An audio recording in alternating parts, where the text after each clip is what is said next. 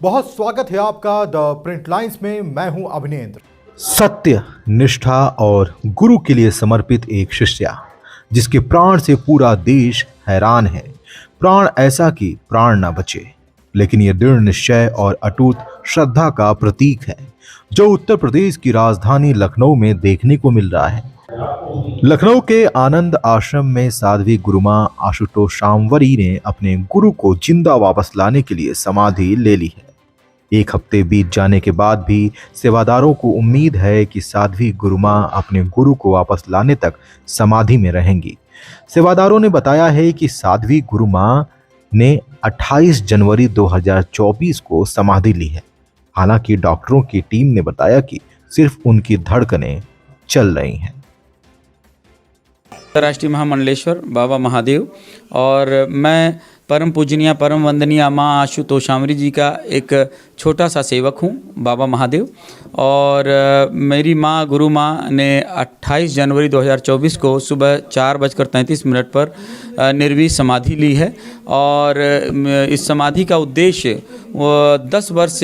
विगत 10 वर्ष से समाधिष्ठ सर्व श्री आशुतोष जी महाराज जी, जो हमारे परम पूज्य गुरुदेव जी हैं, वो समाधि में हैं और वो अभी तक समाधि से नहीं उठे हैं। और जगत कल्याण के लिए उनका समाधि से अब उठना बहुत ज़रूरी है और हम अपना प्राणपण से हम सभी लोग लगे हुए हैं। मेरी माँ ने निर्वीर समाधि ली है उनको समाधि से जगाने के लिए और हम सभी उसी सेवा में लगे हैं। हम सभी का जीवन सर्व श्री आशुतोष जी महाराज जी को समर्पित है, माँ के दिव्य संकल्प को समर्पित है। और मेरी माँ ने इस समय 8वां दिन है और उन्होंने निर्वीर समाधि ली है। नहीं, लेकिन अब समय है श्री आशुतोष जी महाराज जी के समाधि से उठने का और उसके लिए इन्होंने प्रयास किया है और वो भी आएंगे और महाराज जी को लेकर आएंगे। वैसे बिहार में उनका सुनने में आता है कि जन्म हुआ, दिल्ली में वह पली बढ़ी और वहीं पर उन्होंने ज्ञान दीक्षा की प्राप्ति की।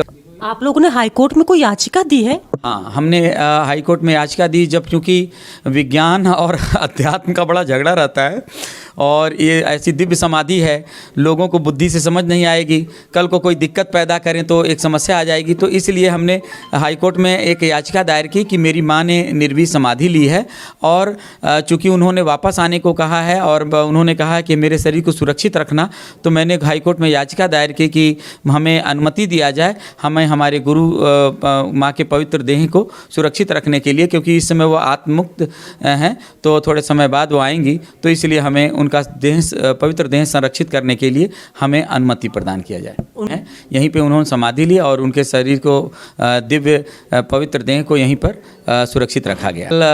ब्रजेश 7वें दिन ब्रजेश पाठक जी ने सीएमओ मनोज अग्रवाल को आदेशित किया और उन्होंने यहाँ की टीम को आदेश किया और यहाँ पे डॉक्टर आनंद जी और सत्येंद्र जी और कई डॉक्टर और महिला टीम भी आई यहाँ पे और पूरे इक्विपमेंट के साथ उन्होंने जांच किया और उन्होंने जांच करने पाया कि पल्स बंद है, हार्ट बीट बंद है, ब्रीदिंग बंद है, लेकिन उनके शरीर में एक दिव्य चेतना का ईसीजी के द्वारा मतलब उसमें सिंबल कुछ उनको मिला और वो हैरान है कि हाउ इट में बी पॉसिबल। ये डीप कोमा की स्थिति हम मान सकते हैं, क्योंकि जो ये है कि बहुत अंतर चेतना कहीं बहुत डीप में है और बाकी हम इसमें कुछ कह नहीं सकेंगे। और उन्होंने ऊपर के अधिकारियों को जांच करने का आदेश किया कि और बड़ी जांच हो इसमें, क्योंकि हम पूर्णतः मतलब इसको सत्यापन करने में हम असमर्थ हैं। उन्होंने असमर्थता जताई और उसके पश्चात अब ऊपर के डॉक्टरों को जांच करना है और जैसे सरकार का आदेश होगा तो न्यायालय का आदेश होगा, हम आगे वैसा करें। आपको बता दें कि दिव्य ज्योति जागृति संस्थान के संस्थापक संत आशुतोष का जन्म